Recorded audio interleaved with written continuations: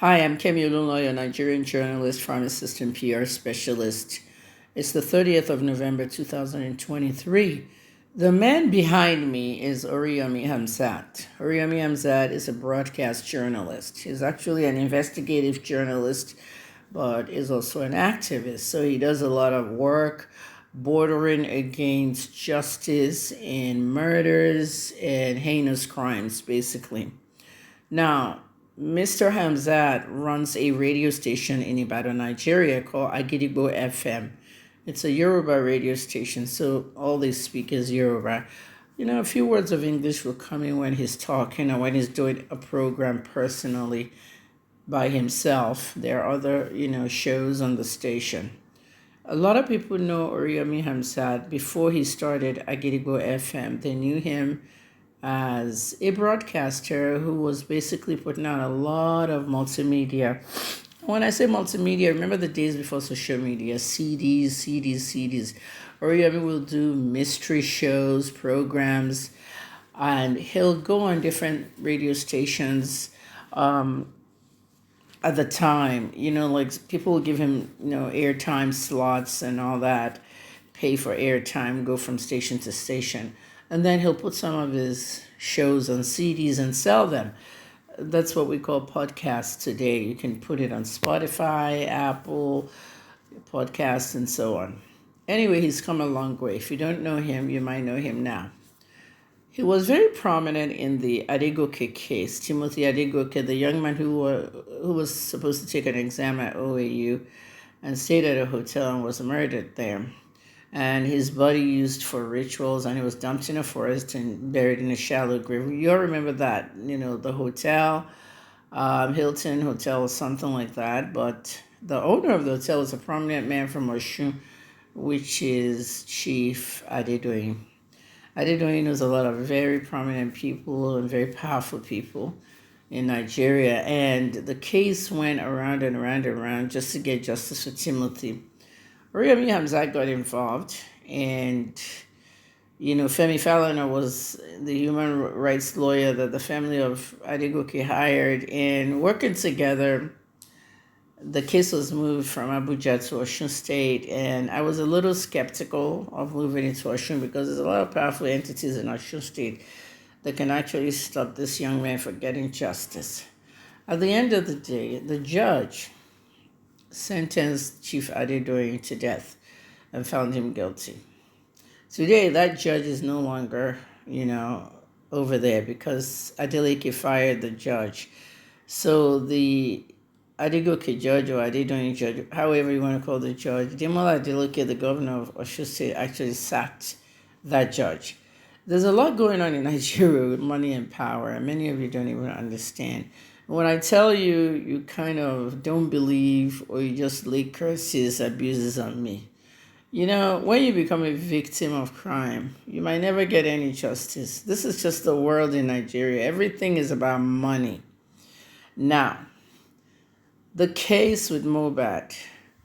Iyabo just started her fake activism in the Mohbad case by gathering people together, using her foundation and Tonto's foundation. They use their foundation. They don't have jobs, okay? They're not actresses. They don't act. They don't do much in the Nollywood. Yaba does a lot of TikTok videos. Honestly, I don't know what Tonto does. Today she's a politician. Tomorrow she's in another party. Tonto basically does whatever will make her money. That's how they operate.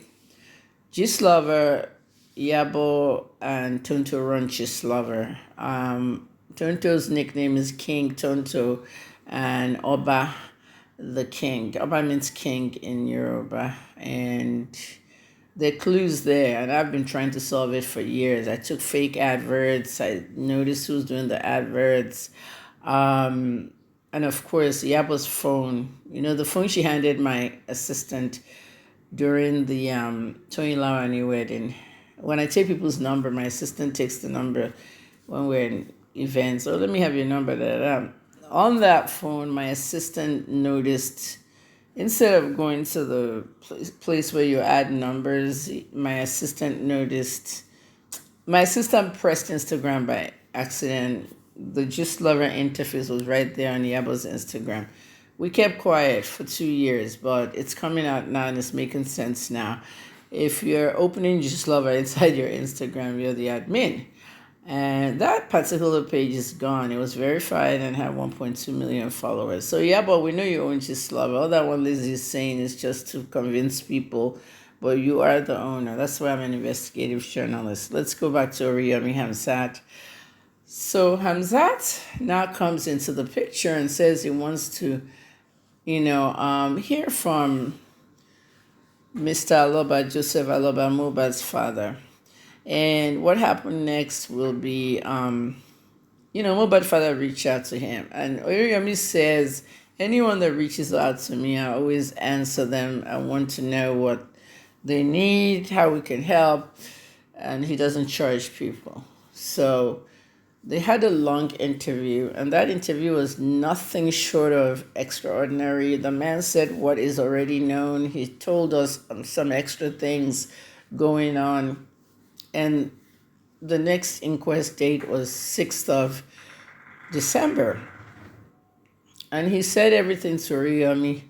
Within 24 hours of this interview, some entities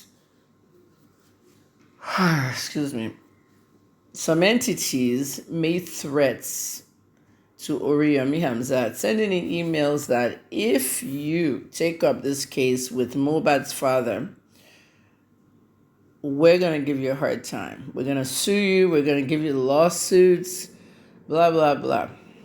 He never said who sent those emails.